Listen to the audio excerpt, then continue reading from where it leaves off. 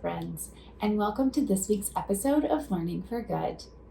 So we've been talking about leadership assessments this month, and so far we've looked at the 3 different types of assessments that will pay off for your leaders, and we've compared the self-assessment and the 360 assessment to see which one might be better for your organization. So today, I want to share the secret to making leadership assessments work. So let's say you're ready to offer leadership assessments, but you want to make sure that your leaders actually benefit from them.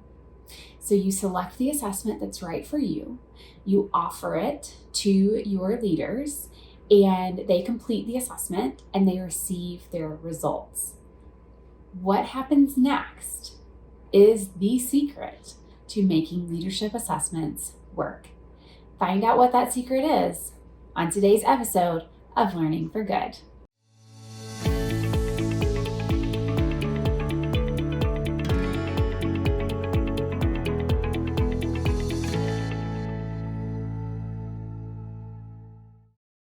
All right, so what is it? What is the secret to making leadership assessments work? 3 things should happen after that assessment is completed. The first is coaching. So your leaders should, at a minimum, have a coach who can debrief the results of that assessment with them. They can help them find meaning in the data that they're receiving and guide them as they identify how they want to move forward as a result of that data. Ideally, your leaders will have a coach that can work with them over a period of time and not just that one debriefing session. Because if a coach is working with them over a period of time, they can support them as they make changes based on their results. So why is this important? Why is coaching important? Whether it's the one-time debriefing session or coaching support over a longer period of time. It will be harder for the leader to ignore the results, whether that's because they don't want to see the data or because they're busy and it just kind of slides down that priority list, right? Sometimes there's a tendency to ignore the assessment results. But with a coaching session, they are forced to pause and to take that time with the data and take that data in so that they can make changes based on what they're seeing. A coach will help the leader set goals on what they learned from the assessment, and regular coaching sessions will help the leader stay accountable to making change happen. And that helps the leader identify, overcome barriers to change, and actually make the change, right?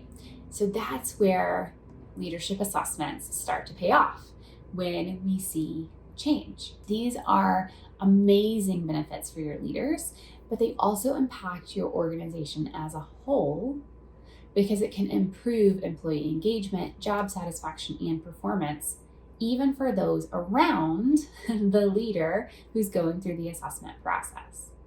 So coaching, the first secret to making leadership assessments work, right? So what happens after the assessment? Coaching is the first thing that you can offer. The second thing that should happen after an assessment is completed is tailored development. So once the leader has their results, they understand what those results mean, it's time to take action. The leader should have an opportunity to create goals and engage in professional development to help them achieve those goals. So whether they are leveraging a strength that they already have or working on something that showed up as a gap, but something that they feel is really important to them in their role or in their future career path, they should have the opportunity to set goals and then engage in professional development to help them achieve those goals. So this means dedicating time and resources to allow the leader to attend training or take on stretch assignments or work with that coach that we just talked about. Tailored development. That's the second thing you can do. Again, it's what happens after the assessment that matters. Coaching and tailored development are 2 of those things. So whether the leader is working with a coach or not, there needs to be follow-up. And that's why the third thing that should happen after an assessment is completed is follow-up. The leader completes their assessment, they receive their results. Hopefully they met with a coach, they're setting goals, they're engaging in development. How do you know it made a difference? Following up with our leaders is just as important as the assessment itself. It allows us to continue or complete that development process. Follow-up can look a variety of different ways. Sometimes it sounds like a lot of work, right? But follow-up can look a variety of different ways. It can be a conversation. Just sitting down with that leader to find out what's going on, what's happening, what are they seeing in their work life now that they've completed this assessment process? What are they seeing in their team? So a conversation is one way of follow-up. It could also be a report. It could be a survey.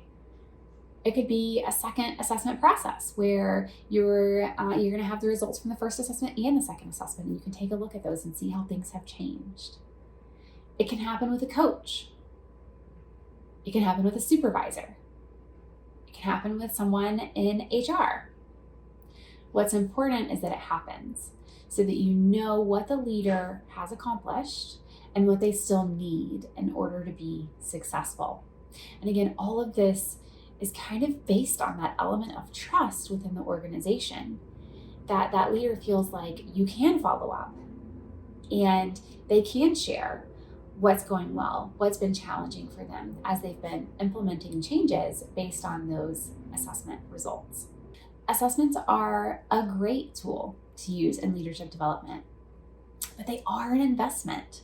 They cost time and money. So what's the secret to making sure that you reap the benefits of the assessment? It's what happens after the assessment is completed. Coaching, tailored development, and follow-up. Now at Skillmasters Market, we believe that people are worthy of investment. And we believe investing in your people makes them feel valued and gives them new skills and new passion for their work. That's why we offer an assessment process that leverages the secret that I've shared today. Now, if you're ready to develop your leaders with intentionality, let's chat. Head on over to my website and let's work together to develop the skills your people need to scale your mission and your impact, even in a virtual world.